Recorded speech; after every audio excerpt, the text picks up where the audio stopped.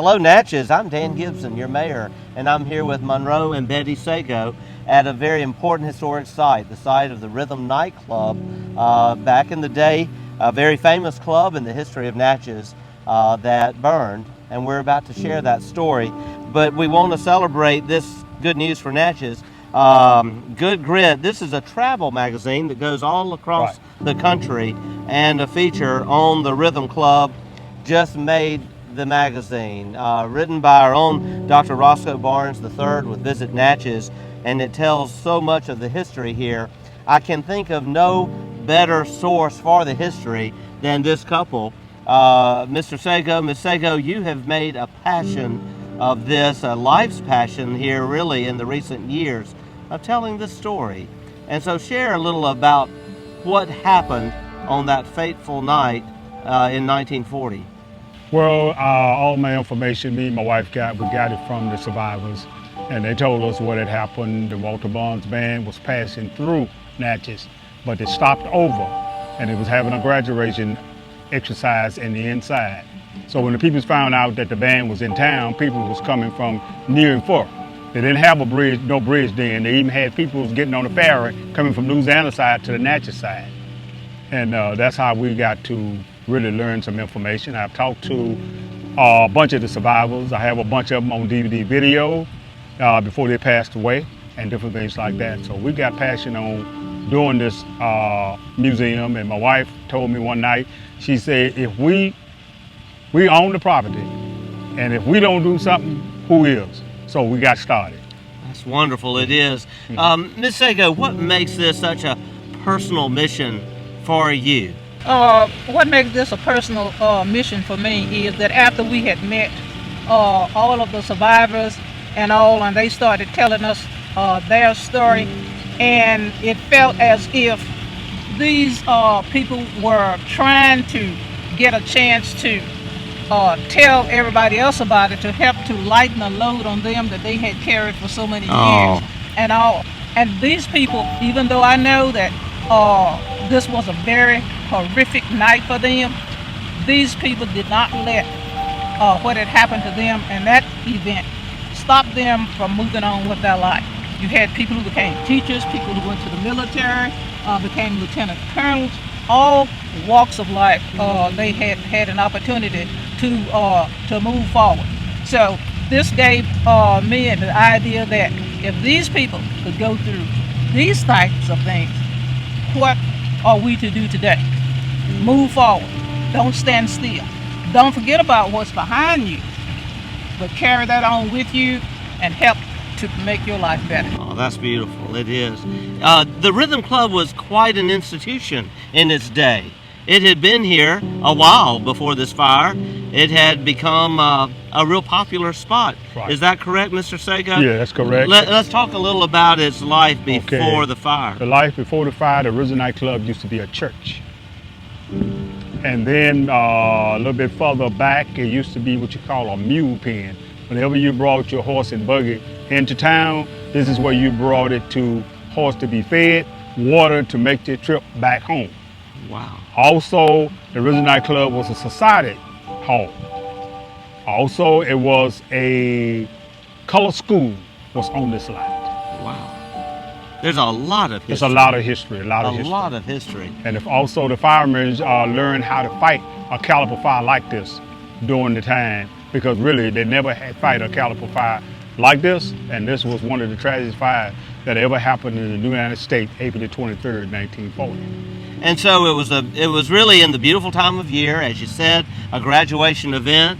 A lot of people were here to experience a real popular band during the day.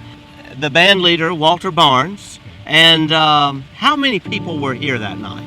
Well, the 209 that they say were here, but I got testimony from the survivors. They say thousands of people was here. I have testimony on video from Mr. Fowler, Miss Rosalie Fleming, Ella Simpson Russell. And also we had a bunch of more survivors. Also we had one survivor, this gentleman helped pick the moss for the decoration.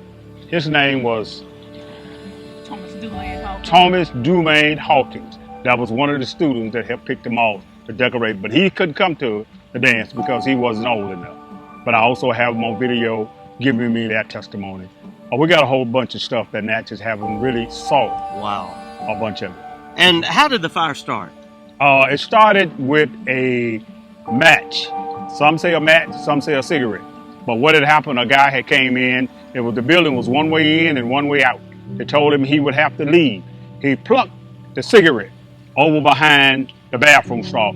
The place was decorated with the moss, chicken wire in the top of the ceiling, and moss poured through the holes with lights. And when they plucked the match, it went over behind the bathroom stall. When it burned in the wall, it burns across the front, up the left, and up the right. It was one way in and one way out. And when the people wanted to get out, everybody ran. When somebody said fire, everybody ran for the door. And bodies started getting stacked up on each other because the door swung in.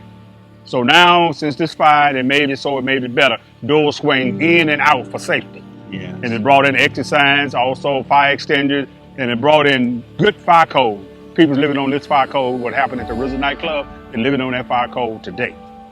The Rhythm nightclub incident resulted in over 200 deaths. Am I 200 deaths, some that they could identify, some that they couldn't. And the 200 that they got on the post names, those are some of the names that they could identify. They have 5 bodies, 5 members out of one family died at the Washington Street Cemetery. I don't know if their names on the plaque or not, but a whole lot of people's names didn't get on the marker. Simple reason, because they didn't have DNA, they couldn't identify them. Yes. Now, not only did people in the Natchez area and surrounding areas, you had an entourage that was following Walter Bonds from Chicago and from other places. These people expired here in the fire too. Now, another thing that you might not think is important, but I think it's very important in that you have the people said that only Negroes or blacks died here in the fire. We have a documentation in the museum where a Mrs. George niece had come in and visited here at the museum, and her Mrs. George and Joe down at the Pan Am service station back at that particular time, they were in the club. And the letter or the documentations that she had written says that she was so ashamed that she had got caught by the firemen in this club that if the floor had opened, she would have dropped through the floor. Wow. So there's documentations in the museum where it was more than just African Americans that were in the fire. Yes. And you look at the picture of the Rhythm Club at that particular time, you can tell that it was one of the most populous places in Natchez, Mississippi. Wow. Wow. And also we had Mr. Fields. He was here that night. He was a white guy here that night, and he was telling us exactly what happened here that night. He wrote narrow, if he didn't cross an I or dot a T, we left it just the way he written it. We have this picture in there. We have some white people that got burnt in the fire that they took to the Charity Hospital. They were treating them. Also, Dr. Dumas was here that night. He was treating them on the scene. Wow. Now, a good many of the victims are buried just a couple miles from here, right, in the historic Washington Street Cemetery. Right. And and then some are buried in the Natchez City Cemetery.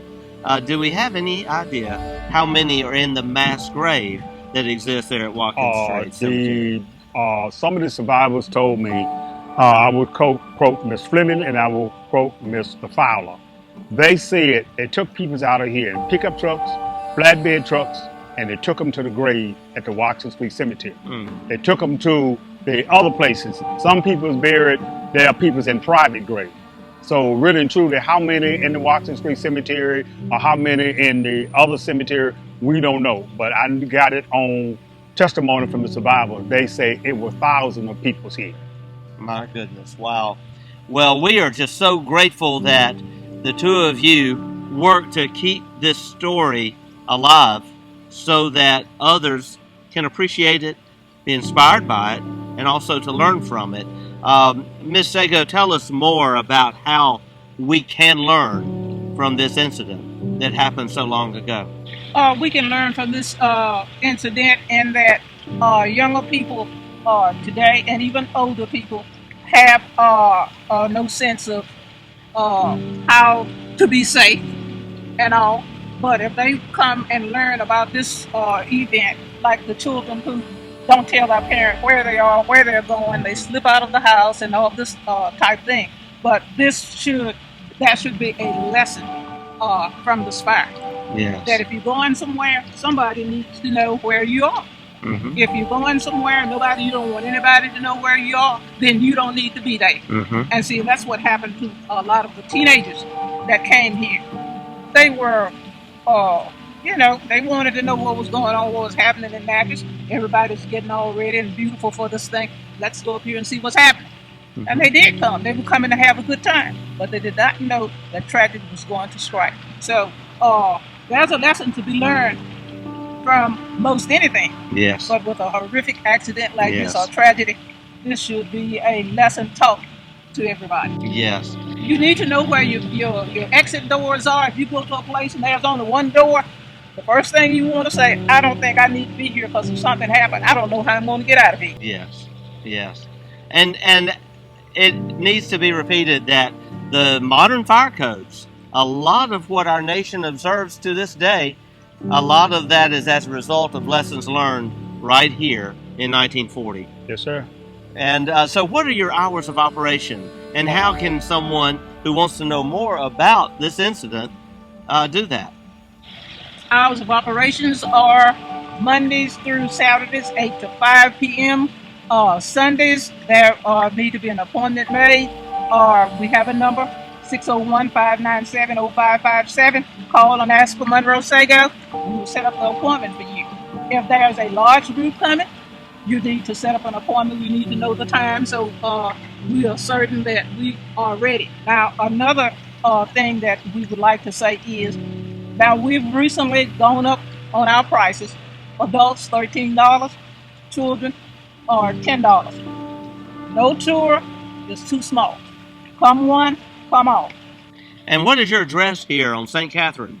Our address is number 5 St. Catherine, Natchez, Mississippi, 39120. We do have a website, www.rnc On-Site Memorial Museum.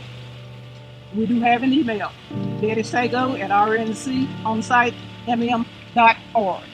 And also, I would add to that, this is the original site. This is not a made site. This is the original site where the buildings are set. It's the original site where the people died. And if you want to see anything in the museum, we have everything that happened here April the 23rd. The old newspapers, the dead bodies, the burned bodies, the live bodies, the survivors' bodies, and also we got other people that was in the fire gave me their testimony. So if you want to come, you would enjoy the tour. It's a little tragedy to look at it, but you got to tell the whole story. You can't show some and tell some and not tell the good part and not try to tell the bad part. You have to tell the whole story.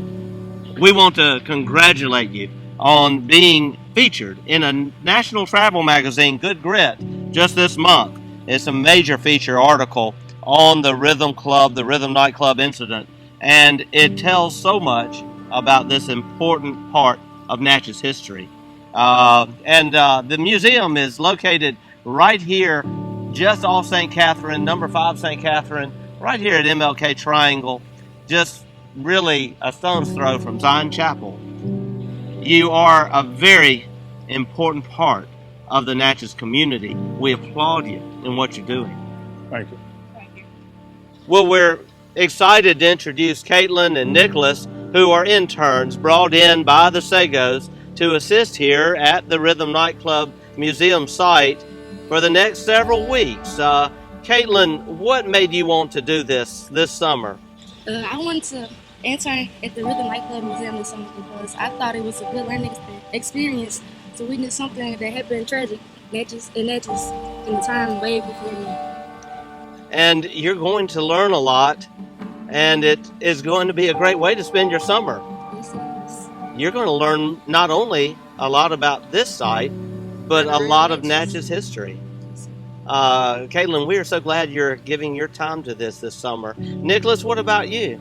I chose this job because it's a big part of Natchez history, and it's just something that you should learn about so we can teach people younger than us about a fire that happened way before us, so we could just be informed about it. So Yes, and we are so grateful for what Mr. and Mrs. Sago have done to keep this story alive in Natchez.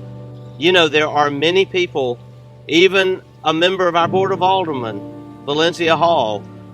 There are people all over Natchez who lost loved ones in this tragic fire, and it is an important part of our history. I would just like to say that this internship that we have for Nicholas and for Caitlin was made possible through the Mississippi Humanities Council and through the American Recovery Act. Now, we wrote a grant with Mr. Roscoe Bond's help. We wrote a grant, and just so happened that we got approved with the grant. And in the writing of the grant, I stipulated that I wanted to have 2 interns to come in during the summer. So the monies that I'm using as a stipend for Nicholas and Caitlin came from the American Recovery Act through the Mississippi Humanities Council. It's wonderful. I want to say a special thank you to Visit Natchez for all that they are doing to assist in telling the whole story. And we can't tell the whole story of Natchez without telling about the Rhythm nightclub fire. And may God continue to bless those who still have loss in their heart because of the losses their families experienced on that tragic day, that tragic evening in 1940.